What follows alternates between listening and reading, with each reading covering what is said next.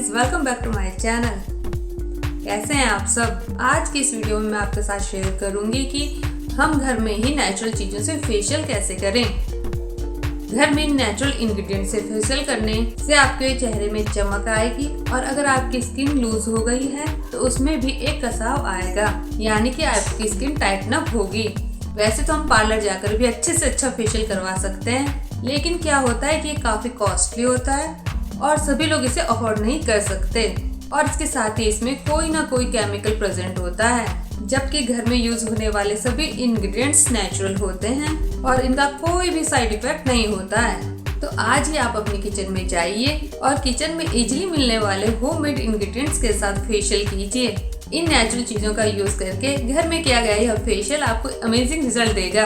तो आइए जानते हैं घर में नेचुरल फेशियल करने के इजी स्टेप। इस फेशियल का फर्स्ट स्टेप है क्लींजिंग, जिसके लिए मैं यहाँ पर एलोवेरा और शहद का यूज कर रही हूँ। एलोवेरा एक अमेजिंग क्लींजिंग एजेंट की तरह काम करता है।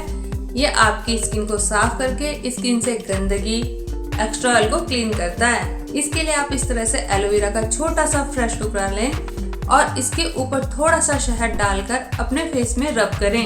लेकिन एक बात का ध्यान रखें कि आपके फेस में कोई भी एक्स्ट्रा मेकअप ना हो। इस एलोवेरा को आप अपने पूरे फेस और गर्दन में भी लगाएं और उसके बाद इससे आप कम से कम 1 मिनट तक मसाज करें और फिर टिश्यू से साफ कर लें, या फिर आप अपने फेस को नॉर्मल वाटर से वॉश कर सकती हैं। इसके यूज से मिनटों में ही आपका फेस अच्छे से क्लीन हो जाएगा।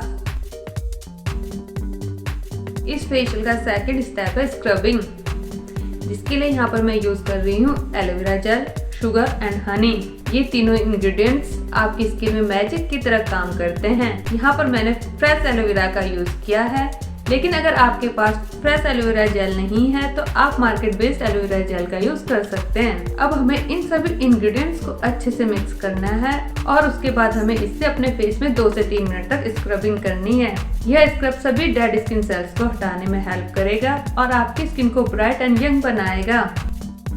इसमें जो एलोवेरा और हनी है वो आपकी स्किन से डर्ट, एक्स्ट्रा ऑयल को क्लीन करता है और ये हमारी स्किन को डीपली मॉइस्चराइज भी करता है। शुगर आपकी स्किन को एक्सफोलिएट करने के लिए बेस्ट नेचुरल इंग्रेडिएंट्स है। ये भी स्किन से डेड स्किन सेल्स को दूर करके स्किन पोर से गंदगी को साफ करता है, यानी कि जो आपकी स्किन में इनविजिबल छोटे छोटे पोर्स होते हैं ये उन्हें भी इजीली क्लीन करके स्किन में नेचुरल ग्लो लेकर आता है।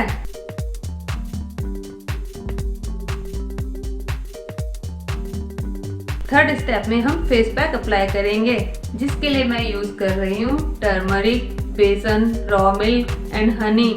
इस फेस पैक को बनाने के लिए हमें लेना है 1 टेबल स्पून बेसन, हाफ टेबल स्पून हल्दी, 1 टेबल स्पून हनी और 2 से 3 टेबल स्पून रॉ मिल्क,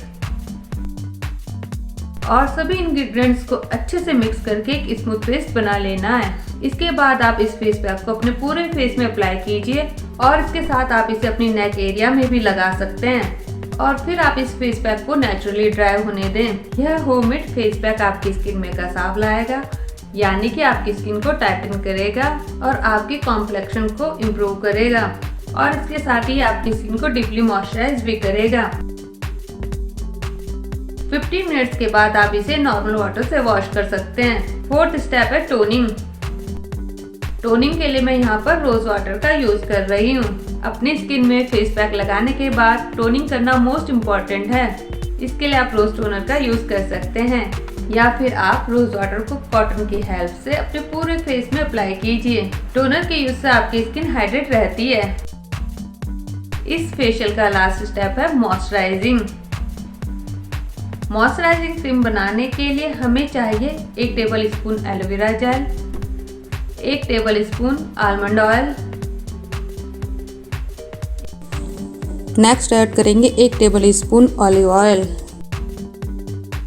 और 5 to 7 drops lavender essential oil.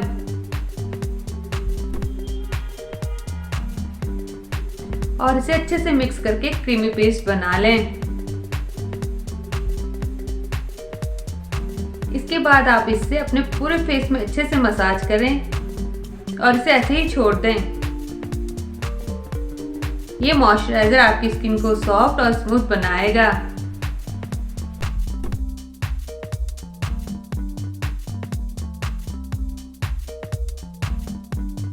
I hope guys ये वीडियो आपके लिए बहुत हेल्पफुल होगी।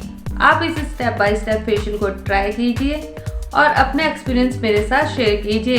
अगर आपको मेरी वीडियो थोड़ा भी बेनिफिशियल लगे तो please like share my video and subscribe my channel.